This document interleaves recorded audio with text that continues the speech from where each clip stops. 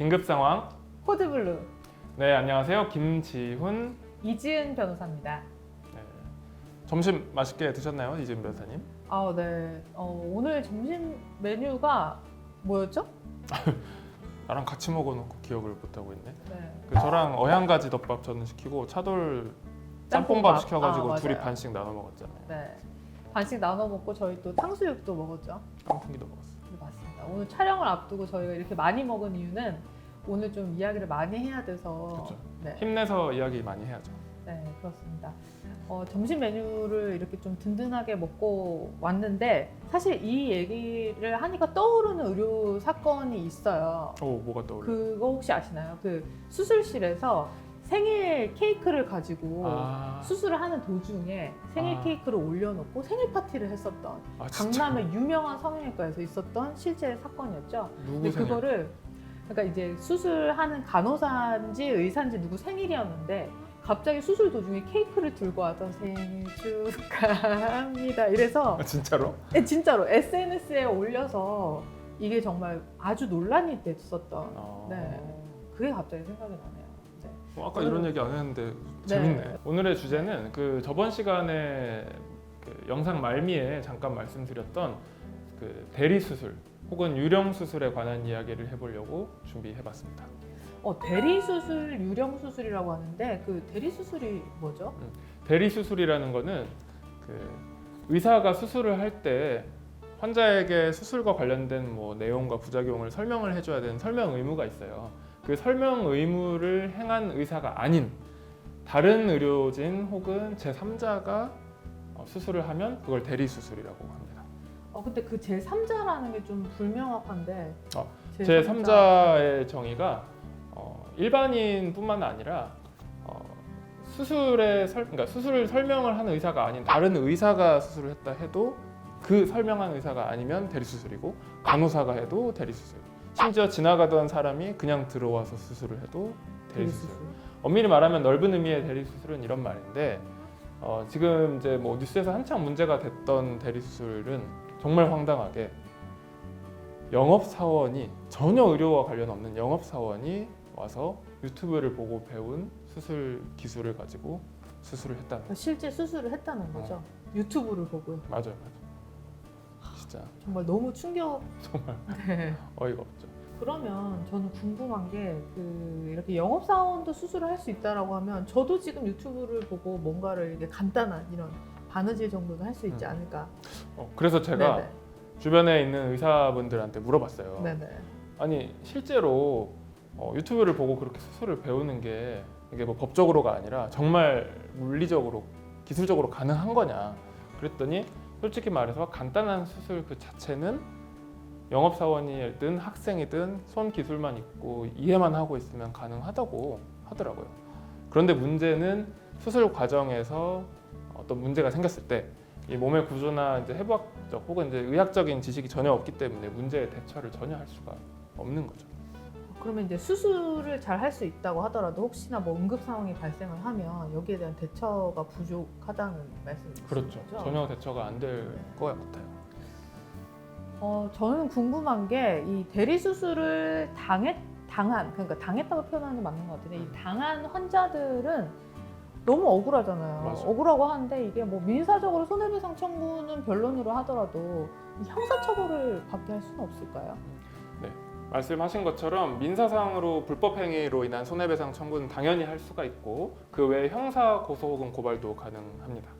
우리 의료법 27조를 보면 무면허 의료 행위를 금지하는 조항이 있어요. 그래서 의료인이 아닌 자가 의료 행위를 하면 5년 이하의 징역이나 혹은 5천만 원 이하의 벌금으로 처벌을 받을 수 있습니다. 그리고 심지어는 의사 면허를 빌려준 사람, 그러니까 대리인에게 수술을 하게 한 그 의사도 처벌을 받을 수가 있어요. 아니 뭐 그렇다고 하면 좋은 건데 만약에 제가 대리 수술을 했는데 성형 수술을 했어요. 근데 너무 잘 됐어. 성형이 너무 만족해. 근데 나중에 만족해? 대리 수술인 걸 알았어요. 그럼 또 이런 경우는 또 어떻게 하죠? 그러니까 네. 그 의료인이 아닌 대리인이 수술을 했는데 너무 기술이 좋아서 잘 돼버리면 어떻게 하냐. 그렇죠. 막 연예인으로 만들어버리는 그러니까요. 거지. 네. 이런 경우도 처벌이 됩니다. 정말요? 네. 왜냐면 내가 만족하는 내가 김태희가 됐는데 그래도 뭐 처벌을 신고를 하지 않으셔도 뭐 그렇죠. 친구 네. 추천해주고 신고를 하세요. 그러면 추천해주고 네. 그 다음에 네. 뭐 방조죄로. 왜냐면 우리 판례가 의료 행위에 대해서 의학적 전문 지식을 기초로 하는 경험과 기능을 가진 사람이 뭐 의료인이 행하지 않으면 보건위해상 침해가 생길 수 있는 그런 우려가 있는 행위를 하는 걸 의료 행위라고 부르는데 이 우려가 있는 행위에 대해서 추상적인 위험이라고 규정하고 있어요. 너무 어려워요. 그러니까 쉽게 네. 말해서 실제로 안 좋은 결과가 발생하지 않았다고 해도 그럴 위험성만 있는 행위만 하더라도 법 위반으로 보는 거죠. 네. 그래서 대리 수술을 한 의사는 대리 수술을 한 일반인은 의료인이 아니기 때문에 아무리 수술을 잘했어도 항상 위험이 내재되어 있다고 보고 이것을 처벌하고 있습니다. 네, 이런 대리 수술이나 유령 수술을 예방하는 이제 방법 중에 하나로 CCTV를 수술실에 설치하자 이런 얘기들이 많이 나오고 있습니다. 혹시 수술실에 CCTV 설치하는 거에 대해서는 어떻게 생각하세요? 저는 거의 100% 찬성하는 입장이에요. 100%나?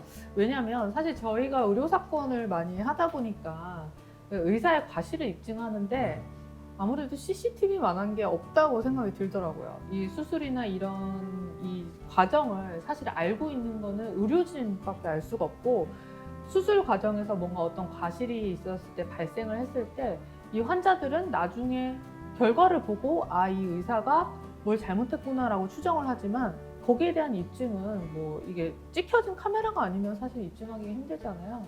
그래서 저는 좀 CCTV가 좀 설치가 돼서 이런 수술 과정 같은 것도 좀 투명하게 공개가 되어야 되지 않나 라는 게 저의 입장입니다. 변호사님은 어떻게 생각하세요? 저도 뭐 한편으로는 환자 입장에서도 입증하는 데 도움이 될 수가 있겠지만 반대로 제대로 수술을 했던 의사는 수술 CCTV 영상을 통해서 이것 봐라 난 제대로 했다 이렇게 할 수도 있으니까 뭐 도움이 되는 측면도 있다고 생각합니다. 다만 수술실에 CCTV를 하는 데에서는 제도적으로 좀 문제가 있어요. 일단 개인정보보호법상 이제 공개된 장소에만 CCTV를 설치할 수가 있는데 현행법상으로 수술실은 공개된 장소가 아니고 뭐 예외 조항이 있긴 합니다만 좀 까다롭습니다. 지금 특히나 첫 번째로는 의료진도 환자도 환자지만 의료진도 사생활 침해에 대한 이제 권리가 있기 때문에 그 부분에 대해서 의료진의 동의가 필요해야 할 것 같고요. 좀 궁금한 게 있는데 네. 의료진의 사생활이라는 게 뭐 의사가 수술을 하고 이렇게 진료를 하는데 의료진의 사생활이 있을까요?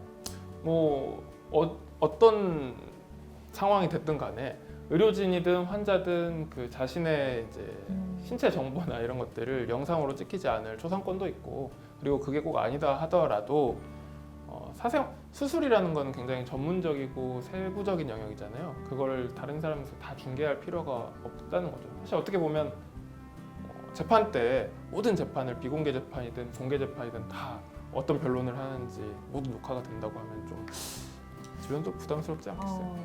저는 뭐 자신 있어? 아니요, 조금 부담스럽네요. 그렇게 또 생각을 해보니까 그런 면이 없지 않아 있는 것 같긴 한데 이게 사실 의사협회 측에서도 엄청나게 반대를 많이 한다고 들었어요. 그래서 네. 아직 이 CCTV 법안이 계류 중이라고 들었습니다. 앞으로 어떻게 될 것 같으세요, 이 법안이? 뭐 법안이 완전히 다 공개를 하는 걸로 통과가 되기는 어렵지 않을까 생각은 하지만 일부적으로 통과가 될 수는 있겠다고 생각합니다. 왜냐하면 CCTV 가장 큰 문제점 중에 하나는 아까 말씀드렸던 것처럼 자기 수술 영상이 다 찍힌다면 수술을 하는 의사는 항상 그 계획대로만 되지는 않잖아요. 우리 재판할 때도 변론 우리 다 계획대로만 되는 그런 적 있어? 네. 그런 전혀 없잖아요. 그렇죠. 근데 그런 상황에서는 임기응변으로 그때 과감한 결단을 내려야 되는데 다 찍히고 있다고 하면 좀 위축될 수가 있을 것 같아요.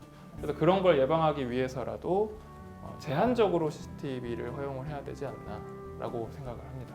그런 기술적인 문제들은 뭐 입법 과정에서 논의를 많이 해서 보완을 해야겠죠.